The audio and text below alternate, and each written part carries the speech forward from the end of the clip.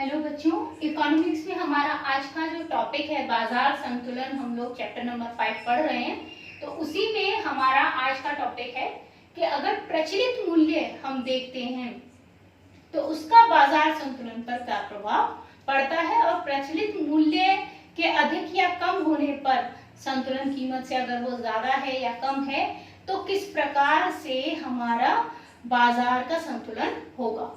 ठीक है, तो इसे समझने के लिए सबसे पहले समझिए कि प्रचलित मूल्य होता क्या है। प्रचलित मूल्य किसे कहते हैं?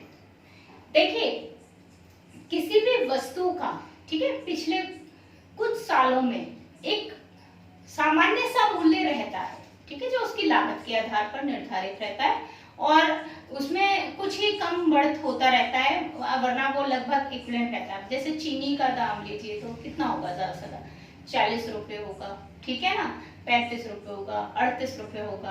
बट हम ये नहीं कह सकते कि चीनी का मूल्य 1000 रुपए किलो होगा, 2000 रुपए किलो होगा, क्योंकि उसकी लागत उस अकॉर्डिंग है, तो वो उसी अकॉर्डिंग है।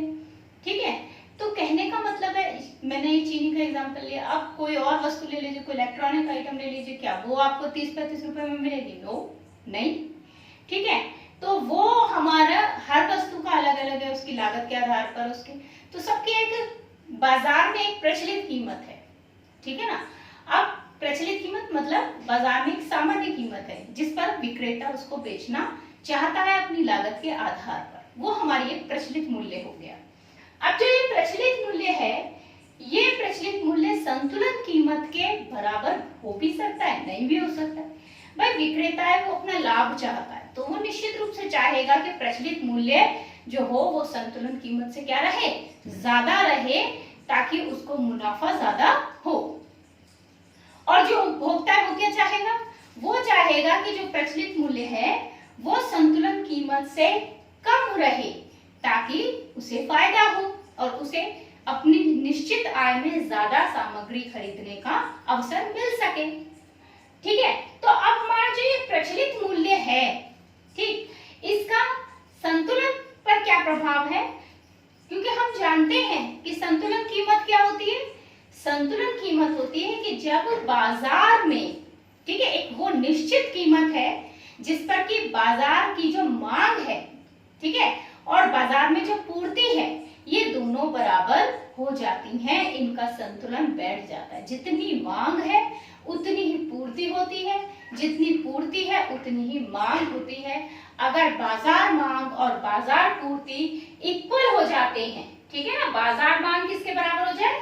बाजार पूर्ति के। तो मांग अगर हमारी पूर्ति के बराबर हो जाती है तो हमारा जिस बिंदु पर ये काम होगा वो बिंदु कहलाएगा संतुलन बिंदु, और ये हमारी संतुलन की स्थिति कहलाएगी। इसको हम संतुलन कीमत कहेंगे।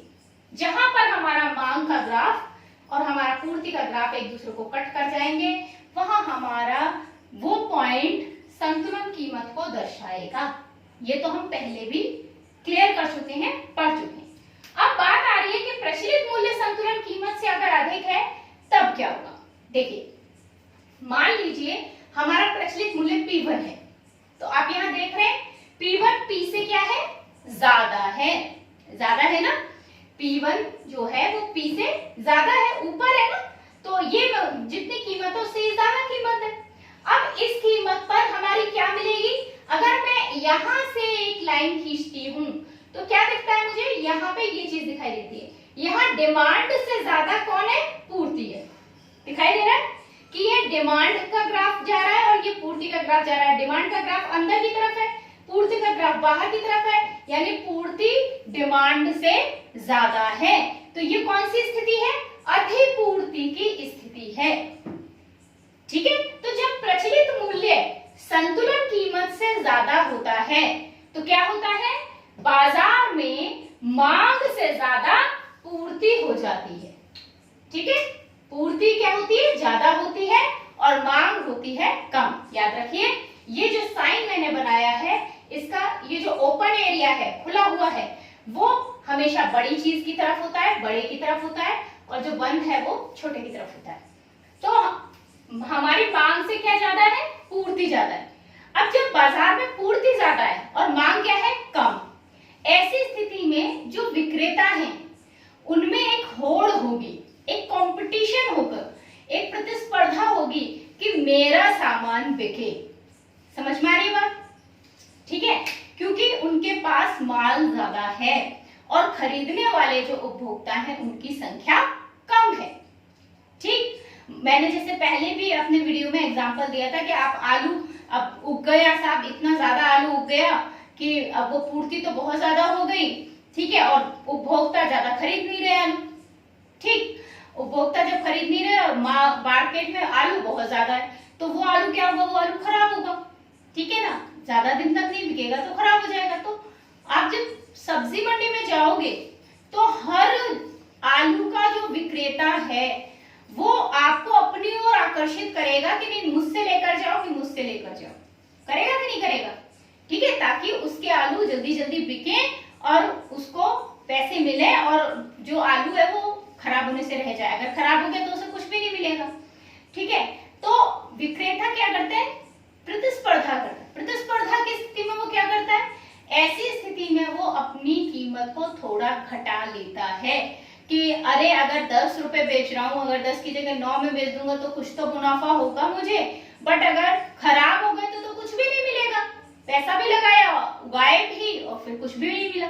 तो विक्रेता क्या चाहेगा कि अगर मैं 1-2 रुपए अपनी कीमत को घटा देता हूँ, थोड़ी सी कीमत अगर अपनी घटा देता हूँ तो घटाने से उपभोक्ता आकर्षित हो जाएगा क्योंकि मांग बढ़ जाएगी उपभोक्ता की, अगर कीमत घट गई तो वो क्या करेगा, इस अधिपूर्ति को कम करने के लिए धीरे धीरे संकुचित होने लगेगा।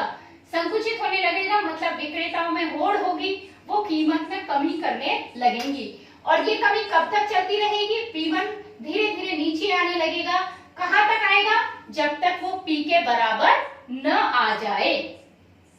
जैसे ही P के बराबर आएगा तो ये अधिपूर्ति कॉन्ट्रैक्ट होगी, संकुचित होगी और संकुचित होकर ये उस बिंदु पर पहुंच जाएगी जहां बाजार संतुलित हो जाएगा।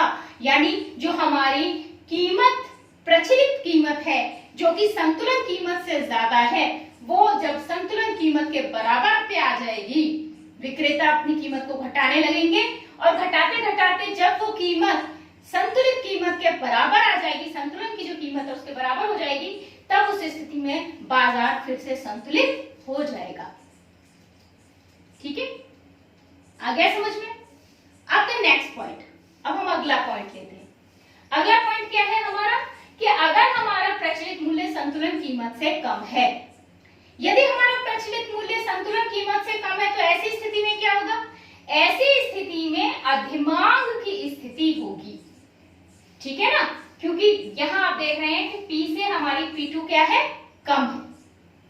तो P से हमने P2 को कम किया, P2 यानी प्रचलित मूल्य हमारा, और P हमारा संतुलन का मूल्य है। अगर हमारा कम हुआ प्रचलित मूल्य संतुलन कीमत से कम हो गया तो हमने यहां से भी एक लाइन डाली ग्राफ पे। आप देख रहे हैं ये स्थिति ग्राफ की जो मिल रही है, इसमें आपका पूर्ति का ग्राफ अंदर की तरफ है, मांग का ग्राफ बाहर की तरफ है। इसका मतलब पूर्ति से मांग ज्यादा है, यानी ये स्थिति कैसी है, ये स्थिति है अधिमांग की स्थिति। ठीक है, इस स्थिति में अधिमांग की स्थिति होगी। ठीक है ना, अधिमांग की स्थिति होने पर हमारा जो कंपटीशन है वो अब विक्रेताओं के बीच नहीं रहेगा, क्योंकि विक्रेता जानता है कि पूर्ति कम है और उपभोक्ताओं की डिमांड ज्यादा है, तो वो अपनी कीमत को बढ़ाने की कोशिश करेगा, क्योंकि वो सोचेगा कि यदि मुझे बेचना तो है बट मांग इतनी ज्यादा है तो उपभोक्ता तो हर कीमत पे खरीदने को तैयार रहेगा, तो क्यों ना मैं थोड़ा मुनाफा एक्स्ट्रा कमा लूं, और इसलिए वो अपनी कीमत को बढ़ाएगा। ठीक है, और ये कीमत वो मैक्सिमम कहां तक बढ़ाएगा, जब तक वो P तक नहीं पहुंच जाता, संतुलन कीमत तक नहीं पहुंच जाता। इस स्थिति में हमारा जो डिमांड का ग्राफ है उसमें तो संकुचन आएगा, वो ऐसे घिरेगा, और जो पूर्ति का ग्राफ है उसमें विस्तार होगा। इस विस्तार की वजह से अधिमांग कम होगी, मांग कम हो जाएगी, संकुचन आ जाएगा मांग में, और क्योंकि पूर्ति का विस्तार हो गया तो पूर्ति हमारी बढ़ जाएगी। कीमत बढ़ने से एक काम और होगा, उपभोक्ता की जो मांग है उसमें भी थोड़ा कमी आएगी। ये मैं पहले भी क्लियर कर चुकी हूँ, क्योंकि जैसे ही कीमत बढ़ती है उपभोक्ता का माइंडसेट हो जाता है कि इस वस्तु को अब हमें ज्यादा नहीं खरीदना है क्योंकि हमारी आय निश्चित है, तो हमें इसे कम मात्रा में खरीदना है। ठीक है, तो वो उसे कम खरीदेगा तो मांग में संकुचन आ जाएगा, कमी आ जाएगी, और जो पूर्ति है वो मांग के अनुपात में बराबरी पर आ जाएगी। ठीक है, तो ये हो गई हमारी दो स्थितियां जब प्रचलित मूल्य और संतुलन कीमत में फर्क होता है। ठीक है, इसके बाद हम अपने अगले वीडियो में बाजार संतुलन के एक और बिंदु की बात करेंगे, मजदूरी पर आधारित या श्रम पर आधारित। ठीक है, तो ये हो गया हमारा आज का टॉपिक, और कुछ भी अगर इसमें समस्या है तो मुझसे आप लोग पूछ सकते हैं। Thank you.